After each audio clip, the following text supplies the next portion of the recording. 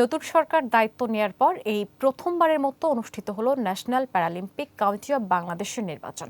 দেশের প্যারাথলেটদের মানোন্নয়ন ও আন্তর্জাতিক অঙ্গনে সাফল্য ফেরানোর নতুন অঙ্গীকার নিয়ে গঠিত হয়েছে 15 সদস্যের এই নতুন কমিটি। আরও জানাবেন সাদমান হোসেন।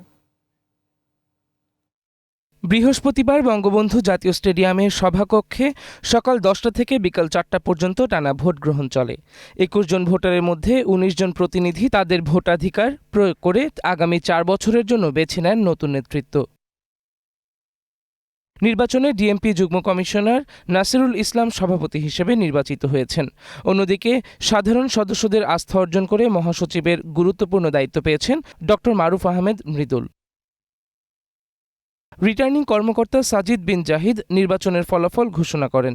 ঘোষিত ফলাফলে বিনা প্রতিদ্বন্দ্বিতায় সহসভাপতি নির্বাচিত হয়েছেন জাতীয় দলের সাবেক তারকা ক্রিকেটার সানোয়ার হোসেন।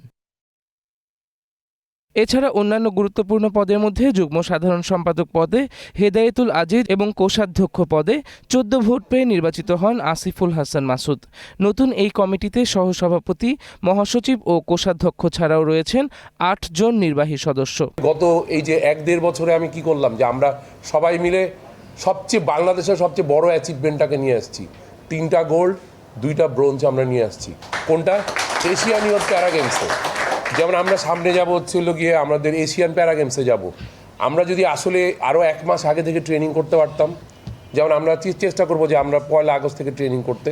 নবনির্বাচিতরা জানান, অতীতের অভিজ্ঞতা কাজে লাগিয়ে দেশের বিশেষ চাহিদাসম্পন্ন অ্যাথলেটদের মানোন্নয়নের পাশাপাশি আন্তর্জাতিক ক্রীড়াঙ্গনে বাংলাদেশের সম্মান বাড়ানোই হবে তাদের মূল লক্ষ্য। স্পোর্টসকে আসলে ডিসিমিনেট করতে হবে, বিভিন্ন জায়গায় প্রান্তিক পর্যায়ে আমাদেরকে ছড়িয়ে দিতে হবে, সেটির একটা পরিকল্পনা আমাদের রয়েছে। ইতোমধ্যে আমরা আমাদের এই কমিটিতে যারা কাজ করেছি, নির্বাচনের আগেই আমরা এটির একটা ইভেন্ট ক্যালেন্ডার আমরা তৈরি করেছি যে 1 বছরে আমরা এটাকে কোথায় নিতে পারি। সেক্ষেত্রে আমাদের যে পরিকল্পনা রয়েছে, এই পরিকল্পনায় মাননীয় মন্ত্রী মহোদয়েরও আমাদের প্রতি একটি নির্দেশনা ছিল যে অন্ততপক্ষে আমরা এই প্রান্তিক পর্যায়ে এটিকে ছড়িয়ে দেওয়ার জন্য ডিভিশনাল পর্যায়ে স্পোর্টসটাকে আমরা নিতে পারি কিনা। Sadman Hossain, green news desk.